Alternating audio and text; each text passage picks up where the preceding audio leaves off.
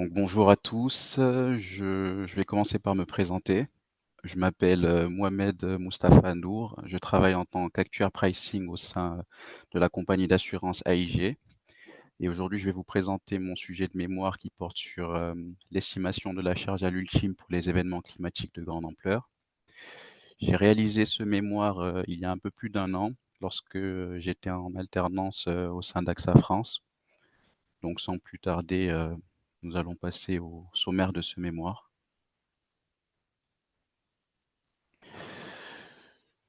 Donc, dans un premier temps, nous allons parler du contexte et de l'objectif de ce mémoire. Donc, ce mémoire, il tourne autour des EGA, donc c'est-à-dire des événements de grande ampleur. Donc, à chaque fois que j'utiliserai l'abréviation EGA, on pensera à événements climatiques de grande ampleur. Donc, nous allons ainsi, dans un premier temps, définir ce qu'est un EGA et développer la méthode d'estimation de la charge à l'ultime qui était utilisée au sein d'AXA France. Nous parlerons ensuite de la construction de la nouvelle base de données, d'EGA et des modèles utilisés pour challenger la méthode d'AXA. Nous ferons ensuite une comparaison entre les modèles que j'avais eu à réaliser, euh, donc les modèles réalisés avec avec une comparaison entre ces modèles-là et ceux d'AXA afin de conclure et d'apporter d'éventuelles perspectives à notre étude. Donc, nous allons commencer par contextualiser et énoncer clairement l'objectif de ce mémoire. Commençons par quelques chiffres clés.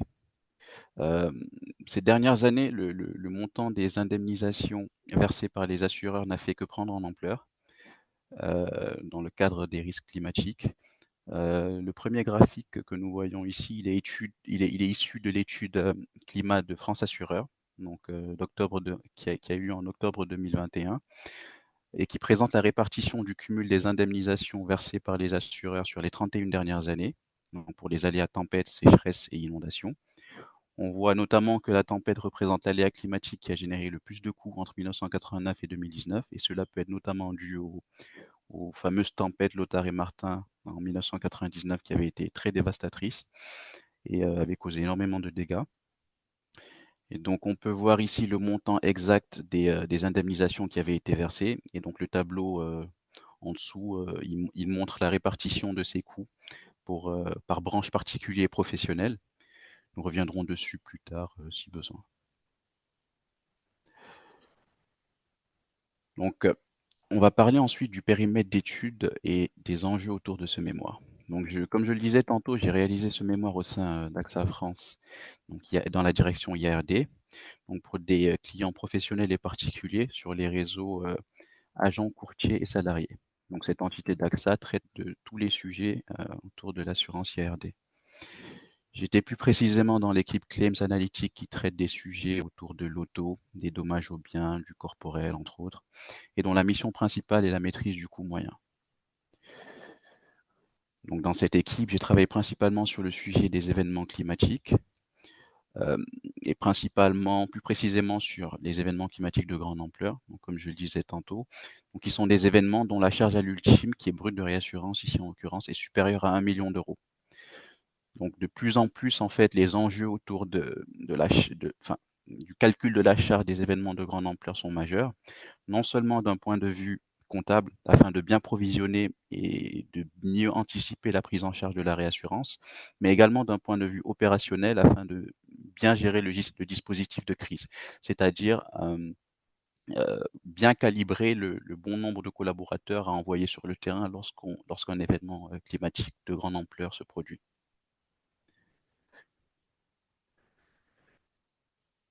Donc parlons maintenant de l'objectif de ce mémoire. Donc l'objectif de mon mémoire a été de gagner en précision, fiabiliser et automatiser la méthode d'estimation de la charge à l'ultime pour les événements de grande ampleur. Depuis 2021, il y avait eu un changement de seuil de détection des EGA, donc qui était passé de 3 millions d'euros à 1 million d'euros. Souvent, c'est des changements de seuil qu'on voit dans beaucoup de compagnies d'assurance et du coup qui peuvent causer d'énormes pertes en termes de détection d'événements de grande ampleur. Et donc, ainsi, donc ici, dans notre cas, en l'occurrence ici, le passage, il était de 3 millions d'euros à 1 million d'euros. Et donc, pour l'approche AXA France, on s'était retrouvé avec une base de données incomplète du coup d'événements de grande ampleur, suite notamment au changement de seuil, hem, que je viens d'énoncer. De plus, la méthode en fait, qui était utilisée pour la détection du coup de ces événements-là, elle se basait principalement sur une estimation de la charge portant sur la visualisation d'événements les plus proches, donc de l'événement qu'on cherche à estimer. Or, on rencontre souvent de la difficulté à trouver des événements comparables, du fait que la base soit limitée.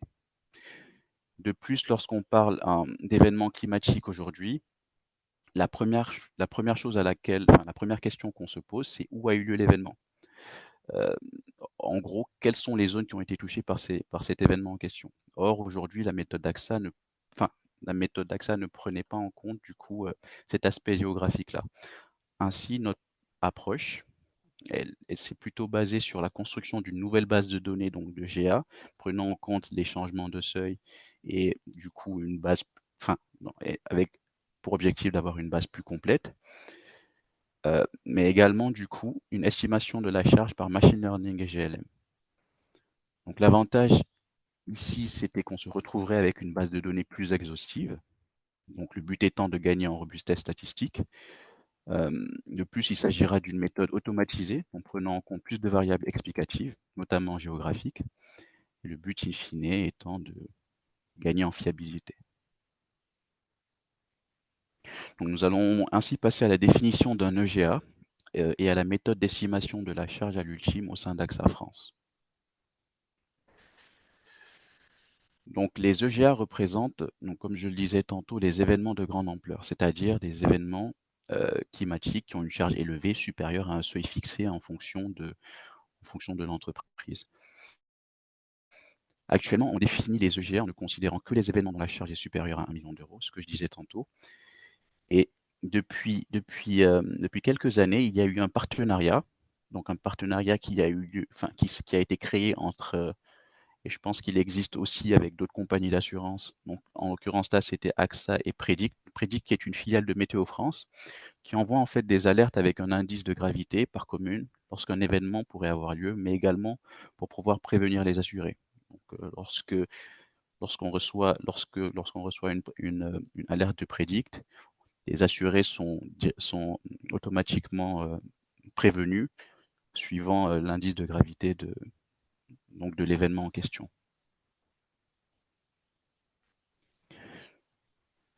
Donc comment cela se passe concrètement? Donc on reçoit d'abord une alerte Predict. On construit ensuite les premières cadences d'ouverture des sinistres, donc en faisant attention à bien retirer les week-ends et les jours fériés car les gestionnaires ne travaillent pas. On choisit en fait ensuite l'événement le plus proche de celui qu'on cherche à estimer. Donc pour cela, on calcule la somme de la différence des carrés des matrices de cadencement, donc du nombre d'ouvertures de sinistre. Et ensuite, l'estimation de la charge se faisait en deux temps. Donc dans un premier temps avec une estimation du volume de sinistre à l'ultime, puis dans un second temps une estimation du coût moyen. Donc pour l'estimation du volume de sinistre à l'ultime, on récupérait donc le volume de sinistre à date, donc à JO plus I, donc par JO j'entends jour ouvré plus I, donc à la date à laquelle on est, et on faisait le rapport sur le pourcentage de volume ultime de l'événement le plus proche qu'on a eu à estimer préalablement, donc à la même date, donc à JO plus I toujours.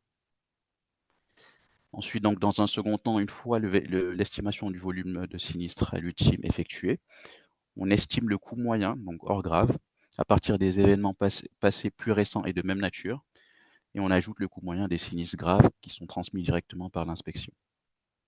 Et ensuite, du coup, l'estimation de la charge à l'ultime se fait en faisant le produit entre le volume ultime préalablement estimé et le coût moyen estimé. Donc si on prend ici une application avec l'exemple de la tempête Eunice, celle-ci a eu lieu du 17 février au 19 février 2022. Donc les régions les plus impactées étaient en l'occurrence le Pas-de-Calais, les zones limitrophes, la Manche et la Seine-Maritime. Donc comment ça se passe? On recevait une alerte Predict, du coup avec les zones les plus impactées avec des indices de gravité, ainsi que les différents chiffres liées à la sinistralité, de cet événement-là. Donc ça, c'est une vision, en l'occurrence ici, on est au 26 février 2022. Donc comment ça se passe ici pour, l'estimation de la charge? On commençait d'abord par comparer les cadences d'ouverture des sinistres précédents de même type et on regardait ici du coup des événements de type tempête, et on gardait celles qui se rapprochaient le plus de la tempête Eunice. Donc ici, en l'occurrence, il s'agissait des tempêtes Egon, Ciara et Aurore. Donc comment ça se passe? Donc on regarde effectivement la tempête qui a le cadencement d'ouverture le plus proche, donc de la tempête Eunice. Donc ici, c'était la tempête Ciara. Donc il y avait le cadencement du nombre d'ouvertures le plus proche de la tempête Eunice qu'on cherchait à estimer. La première estimation, le 23 février, nous donnait, une estimation entre, 13 et 18 000 sinistres. Donc il faut savoir en début d'événement, il est assez difficile de donner une estimation exacte. Donc très souvent, c'est une fourchette qui est donnée et plus on avance dans le temps, plus on est à même de donner une estimation, plus ou moins correcte. Et donc à JO+30, ici, on voit déjà que le scope se réduisait. On était passé de 13 à 18 000 sinistres à 11 500, 13 000 sinistres pour une charge à l'ultime de 31 à 35 millions d'euros. Et donc à partir justement de cette estimation-là et de la comparaison par rapport à l'événement le plus proche qu'on avait ici, qui était la tempête Ciara, on a pu déterminer une projection à l'ultime de 34,7 millions d'euros pour un nombre de sinistres autour de 12 500. Donc ça, c'était pour la partie consistant à définir ce qu'on appelait déjà un EGA, donc avant de pouvoir parler de la suite et de la méthode qui était utilisée euh, pour l'estimation justement de la charge à l'ultime de ces EGA-là. Maintenant, nous allons passer à la construction de la nouvelle base de données d'EGA sur laquelle j'ai eu à travailler. Donc l'objectif ici, c'était donc la consolidation de l'identification des événements de grande ampleur au sein des données climatiques. Donc le but, c'était de créer un nouveau catalogue, une nouvelle base de données d'apprentissage consolidée et fiable afin de l'exploiter et de prédire au mieux la charge à l'ultime. Il y a eu donc deux raisons principales à cela. Donc la première raison était, comme je le disais tantôt, le passage du seuil de détection des EGA de 3 millions dans le passé à 1 million aujourd'hui, ce qui veut dire que potentiellement, il y a des événements de grande ampleur qui auraient pu avoir eu lieu dans le passé et qu'on aurait potentiellement omis, de par le fait que le seuil de détection était plus élevé avant. Et deuxièmement, la possibilité également d'omission de plusieurs événements ou intempéries plus ou moins diffus avant le partenariat avant Predict, sachant que, comme je le disais, le partenariat c'est un partenariat qui est assez récent, qui était assez récent, et donc il y a potentiellement plein d'événements qui avaient eu lieu et pour lesquels on n'avait pas forcément eu d'alerte, et du coup, donc avant ce partenariat-là avec Predict. Donc, je vais vous élaborer les différentes étapes à la construction de cette nouvelle base de données d'EGA. Donc, on a commencé par une lecture et un nettoyage des données parce qu'on avait une base de données assez dense et avec des données manquantes ou aberrantes. Ensuite, un examen préliminaire de celle-ci, euh, un pre-processing et avant de terminer sur les modélisations. Donc, pour la lecture et le nettoyage des données. Donc, dans un premier temps, au niveau de la lecture des données, juste pour vous donner un aperçu, on avait une base de données qui contenait l'ensemble des UP climatiques. Donc, par UP, j'entends tout ce qui est unité de prestation, c'est-à-dire l'ensemble des garanties liées au sinistre, donc climatique. Donc, qui a une base qui contenait l'ensemble des UP climatiques ouvertes entre 1989 et 2021, donc à peu près 3 millions de lignes. Donc, il y a eu une prise en compte du coup des dimensions géographiques et temporelles ainsi que de la variable cible Y, donc qui est ici le volume du P, donc le volume de garantie lié au sinistre. Au niveau du nettoyage, on s'est rendu compte au niveau de la base de données qu'on avait près de 1,5 million de lignes qui ne contenaient aucune info sur le lieu du sinistre. Certaines lignes pouvaient en contenir justement des infos sur le lieu du sinistre, mais celles-ci étaient inexploitables. Donc par exemple ici, on avait une info sur le lieu du sinistre qui était RES, et c'était une info qui était quasiment inexploitable. On va commencer par dissocier les codes postaux des lieux de sinistre contenus dans la variable, puis on a utilisé les données externes afin de mapper les codes postaux avec un nom de commune et vice-versa. Par exemple ici, si on dispose du code commune 59 350, on va récupérer comme lieu de sinistre Lille.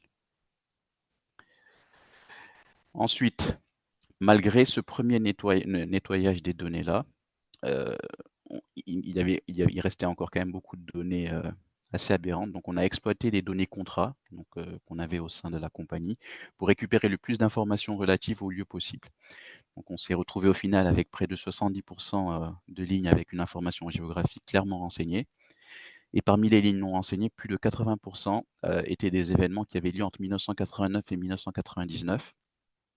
Donc on a fini par se résoudre à filtrer les données sur l'horizon 2000-2021 en ne gardant que les données de ce scope qui contiennent une information géographique exploitable, purement exploitable. On se retrouve donc désormais avec un peu plus de 2 240 000 lignes, donc allant de 2000 à 2021. Et donc, on est ensuite passé à l'examen préliminaire de nos données. Donc, en examinant ces données-là, on s'est rendu compte qu'on observait une trop grande disparité entre les communes au cours de ces années d'historique en termes de volume, ainsi qu'en termes de fréquence journalière. Bon, en gros, on se retrouvait avec des, euh, des communes qui avaient des fréquences d'événements de grande ampleur très élevées par rapport à d'autres ou vice-versa. Et donc, pour essayer d'harmoniser tout cela, on a créé un zonier, donc afin d'harmoniser le volume du P associé à chaque individu. Donc, on est passé d'une union de communes à une union de zones paramétriques. Et donc, pour cela, des communes, ici, la première étape a consisté en un découpage spatial, donc un découpage spatial de la France de manière géométrique et équitable. Les communes se sont retrouvées maintenant englobées pour certaines à cheval sur plusieurs zones géométriques hexagonales. Donc par exemple ici, si on prend l'exemple de Paris qui apparaît en rouge, euh, on voit que la ville est à cheval et fait désormais partie de 3 zones hexagonales en bleu.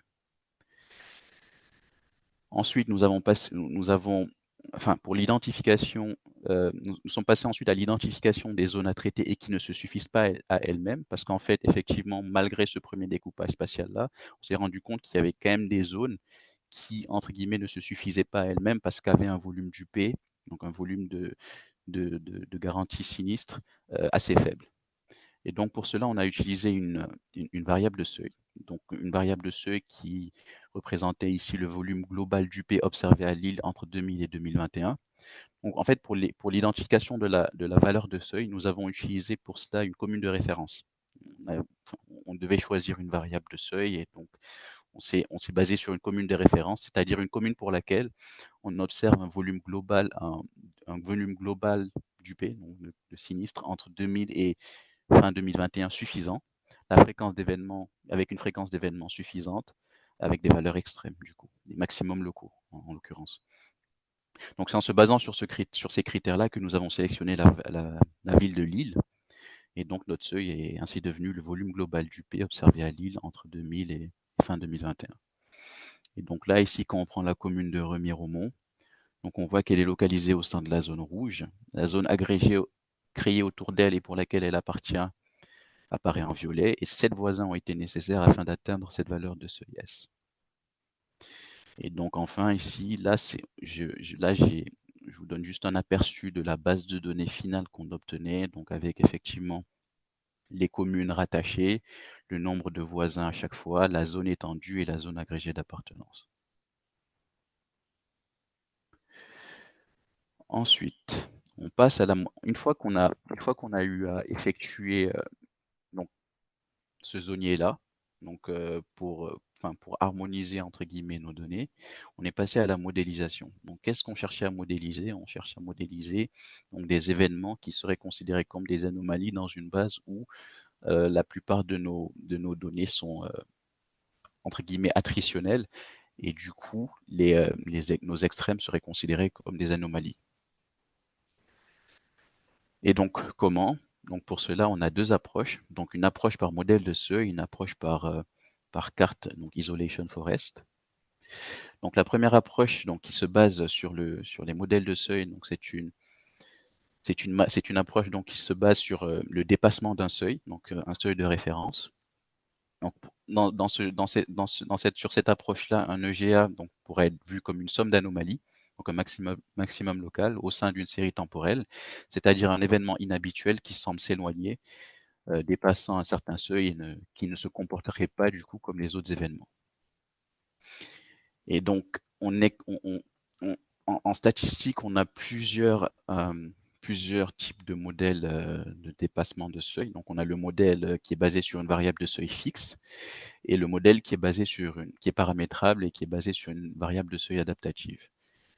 Donc, c'est ce qu'on voit ici sur la photo.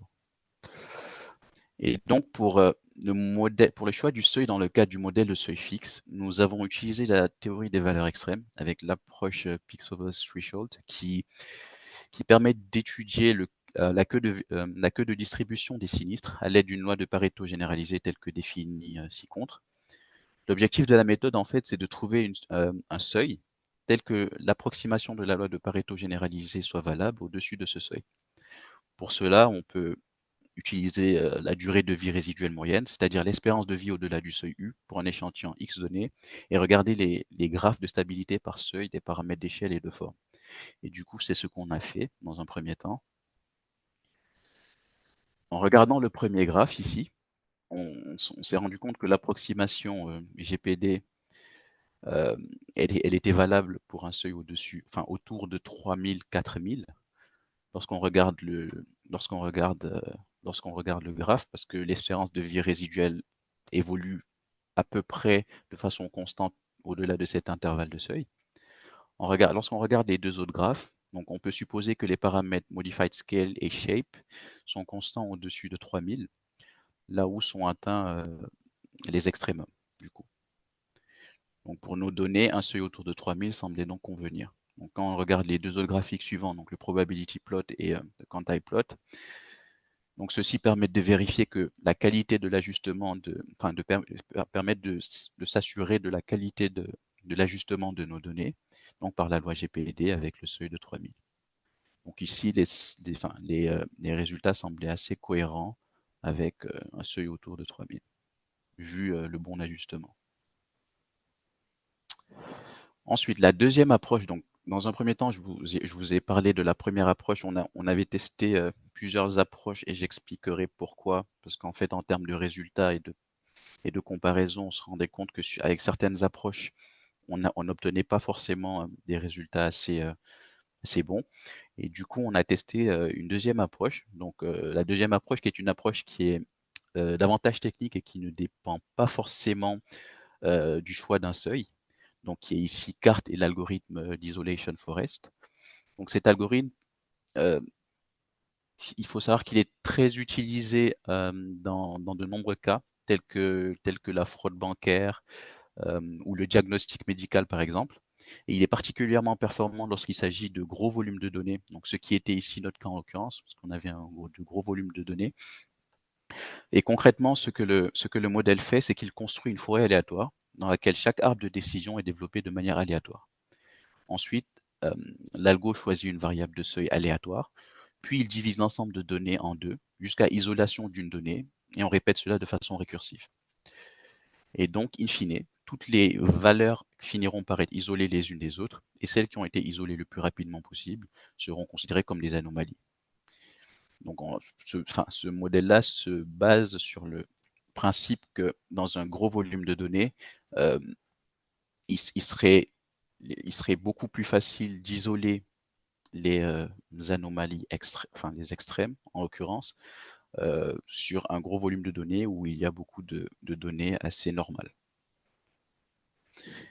Et donc ici, effectivement, le but étant donc que toutes les valeurs soient isolées les unes des autres et celles donc, qui seront isolées le plus rapidement possible seront considérées comme des anomalies. Et donc effectivement, il s'agit d'un des meilleurs modèles de détection d'anomalies car il ne se soucie pas du type de données que vous lui fournissez. Il détecte directement les anomalies au sein d'une série temporelle en utilisant le principe d'isolation, c'est-à-dire en s'intéressant à la distance entre l'observation analysée et le reste des données. Donc au lieu d'essayer de créer un modèle d'instance normale, Donc elle isole et modélise explicitement les points anormaux dans l'ensemble de données. Et donc après avoir testé ces différents modèles-là, nous avons évalué, nous les avons évalués. Et donc, il faut juste pour rappel, je souhaiterais préciser qu'on était sur un apprentissage non supervisé. Donc, de ce fait, notre jeu de données ne contenait pas d'exemples labellisés. Donc, dans cette configuration, il a fallu comparer du mieux possible des individus classifiés en anomalies avec les données déjà existantes qu'on avait dans notre portefeuille. Et donc, on a obtenu nos résultats en calculant le pourcentage d'anomalies identifiées donc par les différents modèles qui coïncident réellement avec des EGA ayant eu lieu. Donc là, lorsqu'on regarde les différents modèles, moi je vous ai montré du coup le Fixed Threshold et l'Isolation Forest. Et je n'ai pas fait de slide particulièrement sur les adaptatives, mais qui fonctionnent un peu comme les modèles de seuil fixe, juste qu'on fait varier du coup ce seuil-là. Et donc, le meilleur résultat, et quand je dis meilleur résultat, c'est-à-dire le résultat où j'avais des anomalies qui avaient été détectées et qui coïncidaient réellement avec des événements de grande ampleur qu'on avait dans notre base de données, a été obtenu du coup avec le modèle d'Isolation Forest. Et donc, c'est sur ce modèle-là que nous sommes partis pour pouvoir réaliser notre modélisation. Et donc là, j'ai juste montré une image d'un résultat donc avec l'Isolation Forest. Donc là, c'était le nombre cumulé d'événements de grande ampleur qui ont été détectés au cours du temps en Île-de-France. Donc là, c'est en particulier dans la région Île-de-France. Et donc, où on a les points rouges, c'est là où on a détecté les fameux extrêmes, les fameux événements, ce qu'on considérerait du coup comme les événements de grande ampleur. Et qui, en l'occurrence ici, coïncidaient réellement avec des événements de grande ampleur qu'on avait dans notre base de données. Donc là, je vous donne l'aperçu du nouveau catalogue, donc avec l'Isolation Forest, où on a les dates de survenance des événements, le code postal, la commune de rattachement, mais également des dégâts Isolation Forest, donc qui nous renvoie lorsque effectivement cet événement-là est considéré comme un événement de grande ampleur. Donc après, une fois qu'on a construit notre base de données, qu'on s'est retrouvé avec une base de données assez assez assez bonne, entre guillemets, une base de données qui pourrait nous permettre justement de réaliser nos modèles de projection. On s'est on s'est on s'est lancé sur la modélisation donc de notre charge en elle-même.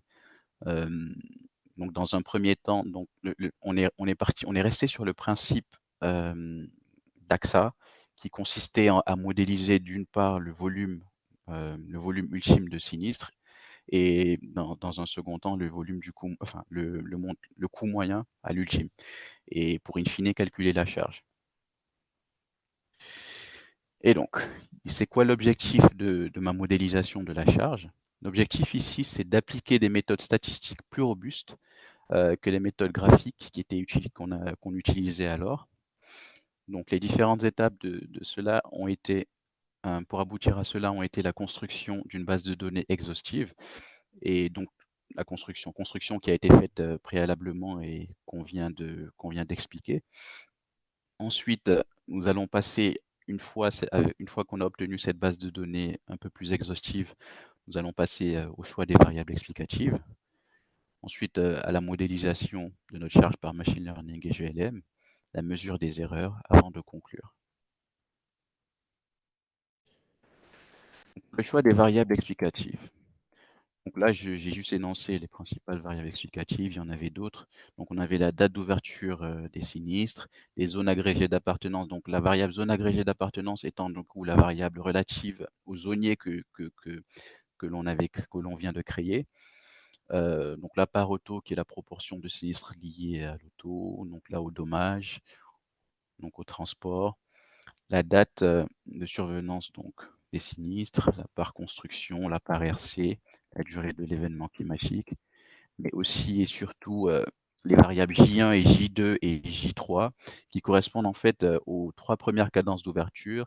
Et on se limitait généralement à 3 parce qu'on estimait qu'à partir de 3 à partir de 3 jours, on doit être à même de donner une estimation assez précise, de la charge à l'ultime. Donc le but, c'était de ne pas aller au-delà de 3 et d'essayer de créer un modèle qui, au bout de 3 jours, hem, après, l'occurrence de l'événement, soit à même de donner une estimation assez précise de la charge.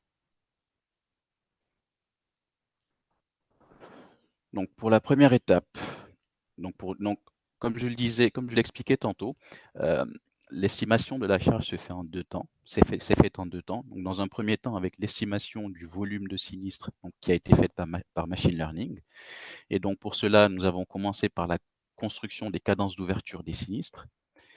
Pour, construire les cadences d'ouverture des sinistres, on détermine les cadences d'ouverture en prenant les sommes cumulées sur les nombres de sinistres comptabilisés. Donc lorsque des événements surviennent le week-end, on fait bien attention, ou les jours fériés, on fait bien attention à comptabiliser, le lundi ou le lendemain du jour férié, cet événement-là, enfin, le nombre de sinistres lorsqu'il s'agit de jours fériés.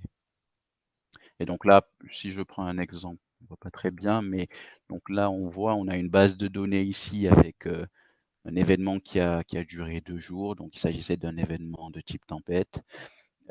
Donc là, c'est les jours, d'ouverture. Là, c'est le nombre de sinistres, qui ont été ouverts à chaque fois, et donc on passe de cette base-là avec le nombre de sinistres à une base avec, du coup ici, les cadences d'ouverture, donc à JO plus 1, donc J1 qui correspond à la cadence d'ouverture, à JO plus 1, donc lorsque l'événement a eu lieu un jour après, le nombre de sinistres qui a été, cumulé, et donc on passe de cette base-là à une base avec les cadences d'ouverture J1, J2, J3 et J final, du coup, qui correspond ici au volume de sinistre final qu'on a, à la fin de l'événement, qui est du coup notre variable, à expliquer. Donc ici, hem, la deuxième étape ensuite pour l'estimation du volume, de sinistres par machine learning consistait en la décomposition de la base de données en base d'apprentissage et base de test. Donc on avait fait du 70-30 en s'assurant que notre base d'apprentissage était assez représentative de notre base initiale, tout simplement. Les algorithmes de machine learning utilisés ici pour estimer le volume de sinistres. Donc dans un premier temps, j'ai commencé par, les cas plus proches voisins parce que c'est l'algorithme qui se rapprochait le plus de la méthode qui était utilisée, au sein d'AXA, donc qui consistait en regardant les plus proches voisins, les événements les plus proches. Ensuite, j'ai testé des forêts aléatoires et un modèle de gradient boosting. Ensuite, nous avons mesuré, les erreurs avec le RMSE, donc qui représente la racine carrée de l'erreur quadratique moyenne, et le MAPE, donc qui mesure le pourcentage de l'erreur absolue moyenne. Et donc ici, au niveau des résultats des modèles de machine learning, donc pour l'estimation du volume de sinistres, hem, le meilleur modèle, il a été obtenu avec le gradient boosting, donc c'est celui qui avait le RMSE le plus faible et le MAPE le plus faible. Hem et lorsqu'on a regardé, également l'importance des variables, donc dans notre modélisation, on s'est rendu compte que finalement la variable, géographique avait quand même une importance, et qu'on a bien fait de l'utiliser parce que celle-ci, comme je l'expliquais tantôt, elle n'était pas du tout, prise en compte, lorsqu'on déterminait, lorsqu'on essayait de prédire la charge dans le cadre d'un événement de grande ampleur avant. Donc dans le modèle initial, on se basait uniquement sur des événements qui semblaient comparables sans réellement tenir compte du lieu géographique. Et donc là, l'ajout de de cette zone géographique-là, donc de la zone agrégée d'appartenance ici qu'on a obtenue à travers notre zonier, même si effectivement elle est bien moins importante que les variables de cadence d'ouverture, elle a quand même son impact. Et c'est aussi un peu normal que les variables de cadence d'ouverture aient une plus forte contribution parce qu'elles sont très fortement corrélées à la variable finale qu'on cherchait ici à estimer, donc qui est la cadence finale, enfin, le nombre, de sinistres finaux, donc le J final. Et du coup, on comprend effectivement que ce soit très corrélé aux variables J1, J2 et J3. Mais du coup, juste derrière la variable, explicative qui vient juste après, on voit bien que c'est la zone agrégée d'appartenance, et d'où, l'impact de celle-ci dans notre modélisation. Ensuite, après avoir estimé après avoir estimé notre volume par machine learning, nous sommes passés à l'estimation du coût moyen, par, modèle linéaire généralisé. Et donc on a utilisé les lois classiques qui sont généralement utilisées en tarification pour, GLM dans ce genre de cas-là, donc la loi log normale et la loi gamma. Et pour, les critères, pour le choix de la loi, donc on a utilisé la déviance, donc qui est caractérisée par une variation de la log vraisemblance, les critères AIC, BIC, dont je pourrais revenir sur les définitions si besoin. Et donc au niveau des résultats de nos modèles linéaires généralisés, donc ici, je prends l'exemple sur l'aléa tempête, pour le coup, hem, on s'est rendu compte que le modèle qui produisait le meilleur résultat, c'est-à-dire, celui avec les critères de déviance d'AIC et de BIC, plus faibles, donc c'était le modèle log normal, donc c'est le modèle que nous avons retenu et c'est celui aussi il s'ajustait également bien à notre, heu, à notre modélisation. Hem Donc en gros c'est pareil, donc là j'ai juste montré, l'exemple pour l'aléa tempête, mais pour l'aléa grêle, inondation pour les aléas grêle, inondation et séisme, on avait obtenu exactement les mêmes résultats. Et donc on a évalué ensuite la performance, de notre modèle, donc avec le MAPE. Donc en regardant cela, on a pu obtenir un coût moyen, enfin on peut conclure, à un coût moyen qu'on réussit à prédire avec un intervalle de confiance de plus ou moins 10 pour les 4 risques, ce qui était quand même pas mal lorsqu'on compare ce que je vais faire dans un second temps au modèle qui était utilisé avant, donc l'AXA. Donc voilà, une fois que j'ai maintenant que j'ai parlé des modèles de projection, là, je vais comparer les modèles que j'ai eu à utiliser donc avec, ce qui était fait juste avant. Et donc ce tableau comparatif-là nous donne à peu près, nous donne à peu près les différents éléments, enfin nous résume à peu près les différents éléments que nous avons eu à utiliser, préalablement. Donc premièrement, donc sur le modèle AXA, on était sur une base de données moins exhaustive et moi du coup sur mon modèle basé un peu plus, sur du machine learning et du GLM, on s'est retrouvé avec une base de données plus exhaustive, grâce notamment aux zoniers. Au niveau des variables explicatives utilisées, les principales, c'était avant, on n'avait que la typologie, d'événements, les dates de survenance et les cadences d'ouverture. Donc à cela, j'ai rajouté les zones géographiques, le type de client, les branches auto, DAB, et cetera. Et au niveau de la marge d'erreur moyenne pour l'estimation du volume de sinistre. Hem, Là, pour l'estimation du volume de sinistre, on avait une marge d'erreur qui est généralement dite autour de 15 pour le modèle AXA, mais qui n'est pas forcément représentative parce que souvent en début d'événement souvent en début d'événement et ça on le verra, on peut le voir même, un peu après, on donne une marge assez grande pour le modèle AXA, une marge qui n'est pas forcément respectée. Par exemple, ici, lorsqu'on regarde, la la la case avec la projection du volume de sinistre, pour Eunice, enfin pour la tempête Eunice ici, au niveau du modèle AXA, à JO+3, on prédisait entre 13 500 et 18 000 sinistres. Au final, on s'est retrouvé à JO+30, donc quand je dis JO, donc c'est 30 jours après, après l'occurrence de l'événement, on s'est retrouvé entre 11 500 et 13 000 sinistres. «L'avantage» entre guillemets du mod enfin de ma modélisation pour le volume de sinistres, c'est qu'en gros, même si, j'avais une marge d'erreur un peu plus élevée, au début d'événement, j'étais à même de donner une estimation un peu plus proche de ce qu'on a obtenu à la fin. Donc moi avec le modèle, par machine learning, j'avais projeté un volume de sinistres pour la tempête Eunice autour de 10 800 sinistres, donc des JO+3, là où, avec le modèle AXA, on était à 15 700 et ensuite on prenait une marge autour de 15. plus ou moins 15 pour les 2. Donc l'avantage avec ce modèle-là, c'est que en tout début d'événement, j'étais à même de donner une estimation un peu plus précise, même beaucoup plus précise, de du volume de sinistre.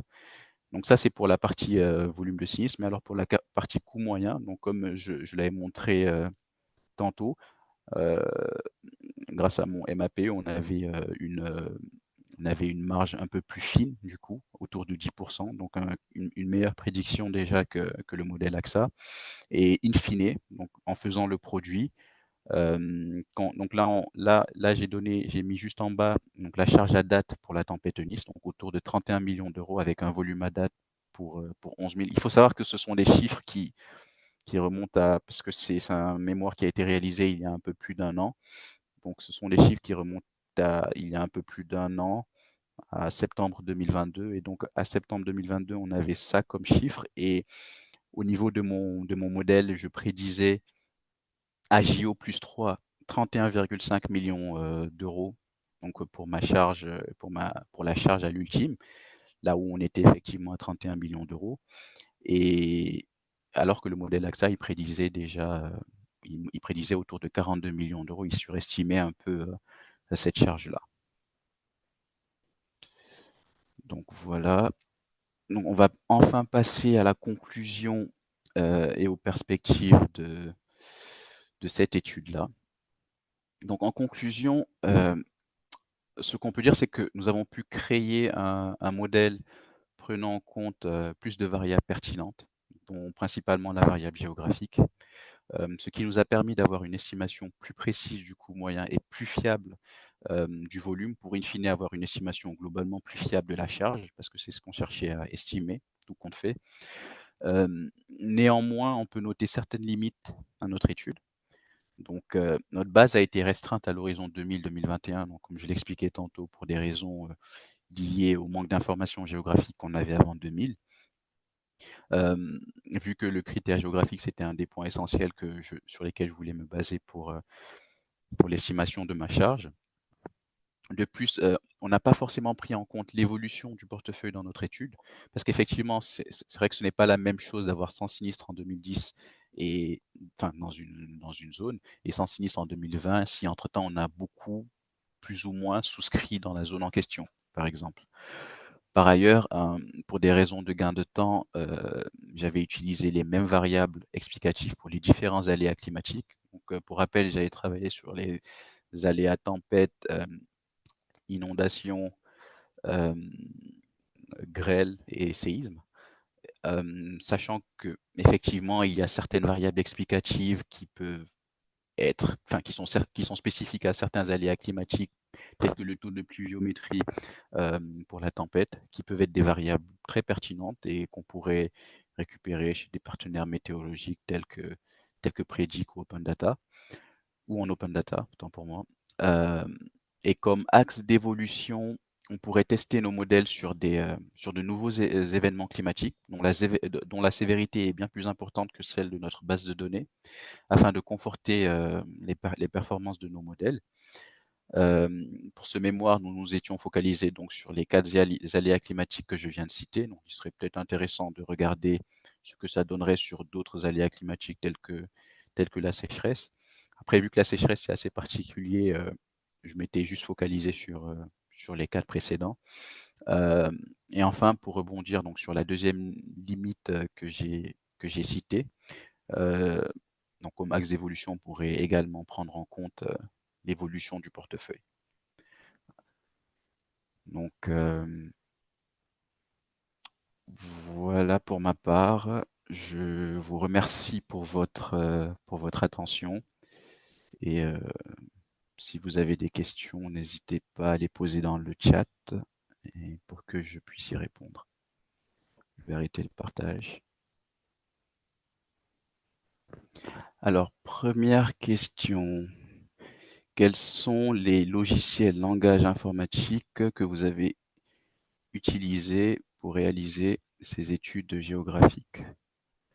Alors, j'ai essentiellement utilisé Python, donc presque tout presque tout mes, presque tout mon toute la partie de mon travail a été faite avec Python, sauf, juste la partie sur, la loi de enfin, sur tout ce qui est, choix du seuil lorsque je regardais les événements extrêmes avec la théorie des valeurs extrêmes où j'ai utilisé un peu de R, parce que j'avais déjà des codes qui étaient faits là-dessus.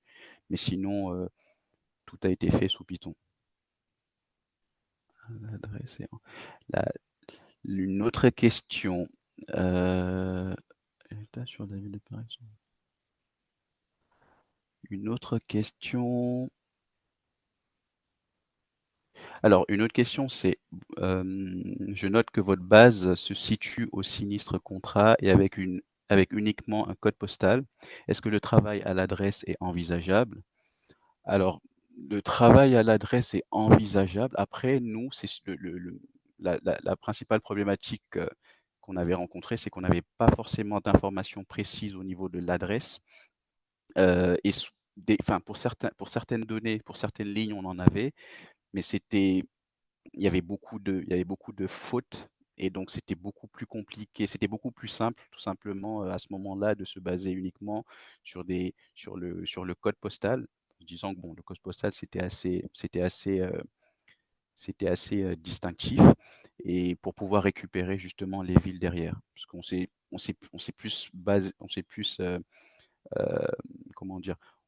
On s'est limité à la zone liée du coup à la ville, plutôt qu'aller jusqu'au niveau de l'adresse parce il y a plusieurs lignes, on avait non seulement pas l'adresse et pour lesquelles on avait une adresse, remplie, celle-ci n'était pas forcément tout le temps cohérente. Donc c'était un peu compliqué à gérer et attendez, c'était la suite de la question, y répondez-vous après? Comment les résultats Et peut-être y répondrez-vous après, comment les résultats sur la ville de Paris sont ventilés sur les 3 hexagones?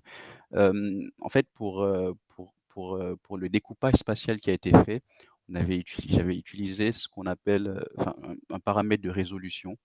Donc le paramètre de résolution qui en gros, en fait tout simplement qui permettait enfin c'est du coup que j'ai fait varier entre 1 et 7, donc qui permettait, de se dire en fixant ce enfin déjà, si plus simplement, si je vous donne tout simplement une définition du paramètre de résolution. Le paramètre de résolution, c'est, c'est un paramètre pour lequel plus la résolution est grande, plus les zones vont être petites et donc plus nombreuses au sein du polygone que l'on cherche à diviser. Donc à l'inverse, plus la résolution sera petite et plus les zones seront grandes et donc pour des raisons techniques, on n'a pas pu dépasser une résolution égale à 8 et nous nous sommes vite rendus compte qu'une résolution inférieure à 4 produisait des zones beaucoup trop larges, en fait, mais avec des zones trop larges, finalement, notre zonier n'aurait pas de sens. Donc après plusieurs essais, nous avons déterminé qu'une résolution de 5 était un bon compromis et permettait de répondre de manière satisfaisante à notre problématique. Et donc lorsqu'on regarde, c'est du coup en choisissant ce paramètre de résolution-là que nous avons défini nos différentes zones et à agréger notamment, ici en l'occurrence à la ville de Paris par exemple. Comment expliquer slide 27 il faut que je revoie la slide. Comment expliquer slide 27 que la durée de l'événement ait si peu d'impact? On pourrait penser qu'un événement de plus longue durée aurait un effet significatif sur la charge à l'ultime, notamment parce que peut-être les cadences sur les 3 premiers jours ne contiendraient pas toute l'information. Alors slide 27 que je regarde. Tac, tac, tac.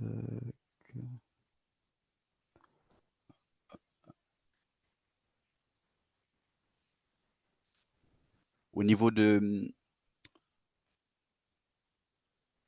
la Donc la question c'était, je répète la question, comment expliquer que la durée de l'événement ait si peu d'impact? On pourrait penser qu'un événement de plus longue durée aurait un effet significatif sur la charge à l'ultime, effectivement, notamment parce que peut-être les cadences sur les 3 premiers jours, ne contiendraient pas toute l'information.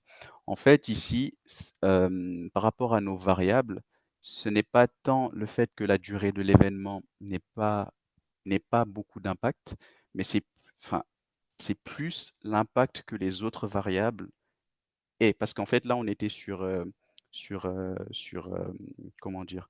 On était sur, une estimation, ici en l'occurrence, c'était du volume de sinistres et donc pour l'estimation du volume de sinistres, il se base principalement sur les cadences d'ouverture des sinistres et les cadences d'ouverture de ces sinistres-là, elles sont représentées donc au début, donc par les variables J1, J2 et J3 qu'on avait, heu et du coup, ces variables-là, effectivement, lorsqu'on les regarde, sont très corrélées à la variable finale. C'est pour ça que lorsqu'on regarde enfin, je présentais et que je montrais la slide avec l'importance des variables, ces variables-là étaient beaucoup plus représentatives. Mais cela ne veut pas dire pour autant que la variable relative à la durée de l'événement n'a pas son importance. Effectivement, elle a son importance, mais c'est juste que les variables les variables notamment liées, heu, liées aux cadences d'ouverture étaient beaucoup plus importantes. J'ai une question qui dit, «Le choix des variables explicatives est-il fait de façon supervisée ou à dire d'experts?» Le choix des variables explicatives a été fait ça a été un peu des 2. Alors, il y a plusieurs variables, telles que justement, les variables dont j'ai beaucoup parlé, donc J1, J2, J3, les cadences d'ouverture, qui ont été faites à dire «d'experts» entre guillemets parce qu'en fait au sein de l'entreprise, généralement, ce sont des variables qui sont utilisées pour déterminer la cadence finale, donc le volume de sinistre final. Et à contrario, d'autres variables telles que du coup la zone agrégée d'appartenance, ça a été f c'est une variable que du coup, dans un premier temps, j'ai rajouté grâce aux zoniers et qui au final, lorsque j'ai regardé au niveau de la modélisation, a bien eu son impact au niveau de la modélisation par machine learning. Donc je dirais que c'est un peu des 2.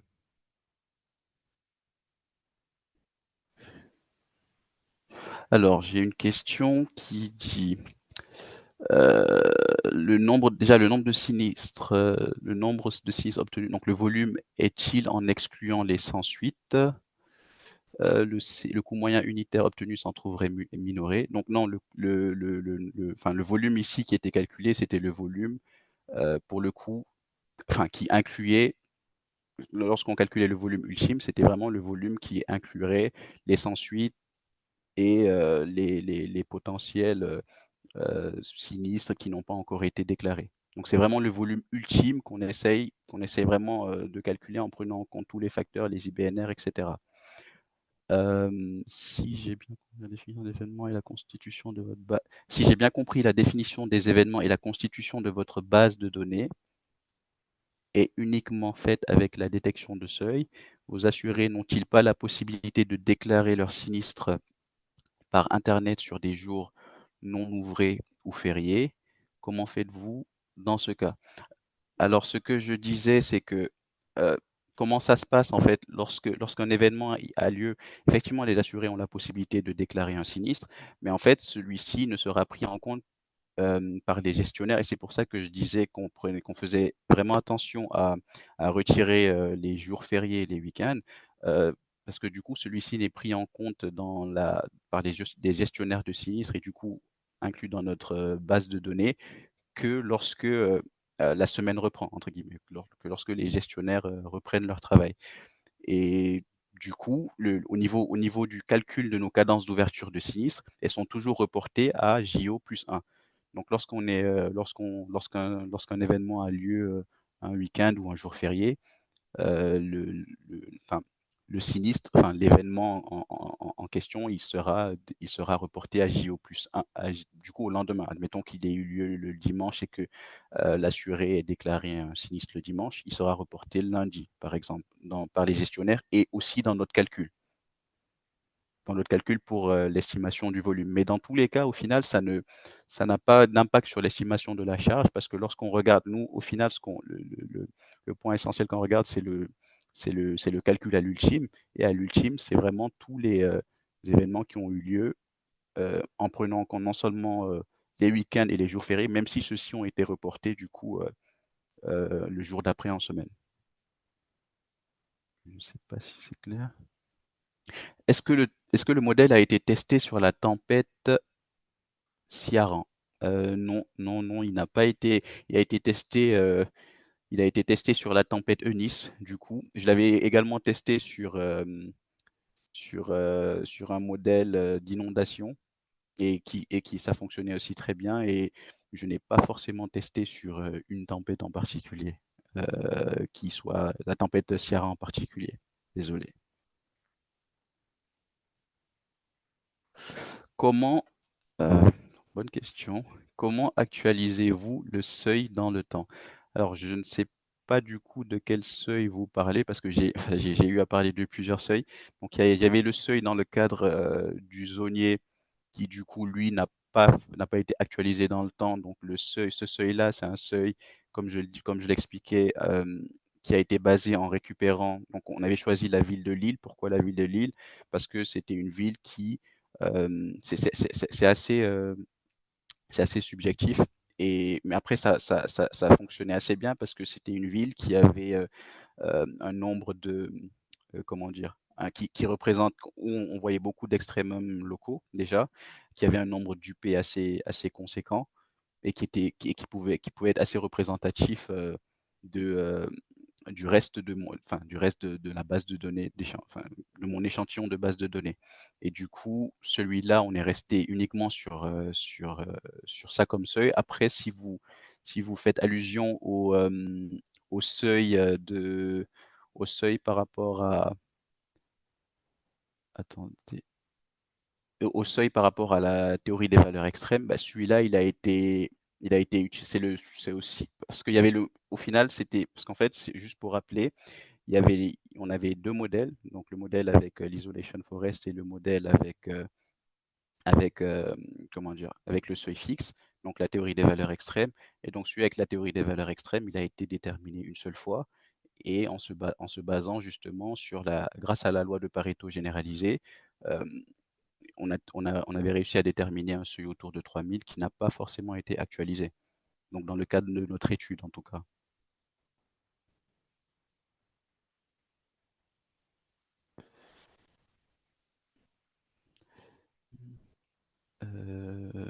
Quels pour les Bonjour, merci pour votre présentation. Quels outils avez-vous utilisés pour les modélisations? Donc c'est ce que je disais tantôt, j'ai essentiellement la majorité de mon travail a été fait sous Python, sauf, quelques lignes, enfin par rapport à la théorie des valeurs extrêmes qui a été faite sur R. Est-il prévu de tenir ah! Ouais. Est-il prévu de tenir compte du changement climatique? Ouais, ça c'est très, très intéressant. Bah, concrètement, c'est quelque chose à quoi j'avais pensé, mais du coup qui n'est pas forcément pris en compte dans ma modélisation parce que bon, c'est une modélisation qui est surtout basée sur de l'historique, vu que le volume a été calculé a été estimé par machine learning. Mais alors c'est vrai que l'évolution du changement climatique est un réel sujet et qu'il faudrait effectivement prendre en compte, notamment dans le futur, vu comment le climat ne cesse d'évoluer. Après, ce qui ce là où je peux potentiellement dire que je l'ai peut-être pris en compte sans réellement le prendre en compte, c'est que au niveau du calcul de mon coût moyen, j'ai toujours fait attention à calculer mon coût moyen en ASIF, donc en prenant en compte l'inflation du moment. Hem, mais après du coup, ce serait une inflation qu'il faudrait continuellement, je pense, mettre à jour, calculer. Donc je pense pour des projections futures, être à même de pouvoir faire une étude spécifique sur l'inflation relativement du coup au changement climatique. Je le percevrais comme ça. Heu,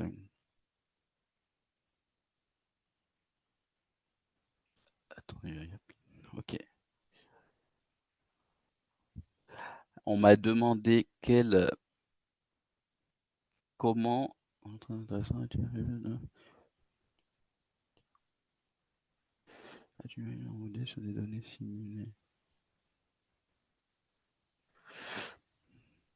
On m'a demandé si as-tu validé ton modèle sur des données simulées ou est-ce que tu as uniquement utilisé la base AXA pour la validation du modèle? Ouais, je n'ai utilisé que la base AXA pour la validation du modèle dans le sens où, heu, enfin, c'était déjà une base assez conséquente et en plus, c'était un peu comme je le disais, j'étais sur de l'apprentissage non supervisé, en tout cas pour la partie zonier et modélisation, des EGA, donc des événements de grande ampleur. Donc il fallait en flux c'était pas évident de trouver, enfin, trouver une méthode pour s'assurer que les événements que j'avais réellement détectés étaient réellement des EGA et donc vu que dans ma base de données AXA, j'avais déjà des événements qui étaient considérés comme des événements de grande ampleur au titre de comment c'était défini au sein de l'entreprise, c'était plus simple de comparer du coup, de simuler par rapport, à ma base de données AXA que j'avais. Contrairement à une base de données simulée où, je n'aurais pas forcément de certitude sur, si l'événement en question est un EGA ou pas. Sur des données simulées, comment avez-vous géré la contrainte, des DOM-TOM dans la construction du zonier? Pour le coup, c'est vrai que j'ai omis de le préciser, mais j'ai travaillé essentiellement sur, la France. Donc, c'était vraiment que la France sans prise en compte des DOM-TOM. Et par la filiale était pris en compte l'indice de gravité donné par la filiale de Météo France, oui, il était pris en compte dans la modélisation, bien sûr. Hem, mmh, OK. J'ai pu OK, bon, je crois que là, il cette appréhension type prédict permet de réduire. Pensez-vous que les systèmes de prévention type prédict permet de réduire le nombre ultime de sinistres et que la base historique ne serait plus représentative de la situation précédente? Effectivement, on s'était même, rendu compte qu'avec, depuis le partenariat avec Prédict, il y a énormément d'événements, qui avaient été parce que enfin, qui avaient été, comment dire? Qui avaient été, prédit du coup. Mais au-delà de ça, en fait, lorsqu'on recevait, mais désormais lorsqu'on recevait une alerte de prédict, ça permettait de calibrer le bon nombre de collaborateurs sur le terrain assez rapidement et pour éviter justement de comment dire? Pour éviter justement que les «risques» entre guillemets, liés à ces événements-là ne s'aggravent. Donc clairement, je suis, je suis du côté enfin, je dirais, vraisemblablement que le partenariat avec Prédict, permet clairement de réduire le nombre ultime de sinistres. Sur la question climatique, non, si la J3 sera plus élevée du fait du changement climatique, donc pas sûr. C'était le modèle, mais à vérifier, ouais. OK, bon, bah, ce sera tout. Je pense avoir fait à peu près le tour et si j'ai omis des questions, n'hésitez pas à me les poser directement et voilà. Merci beaucoup pour votre présence et je suis joignable, sur LinkedIn si vous avez d'autres questions. Merci beaucoup. Au revoir.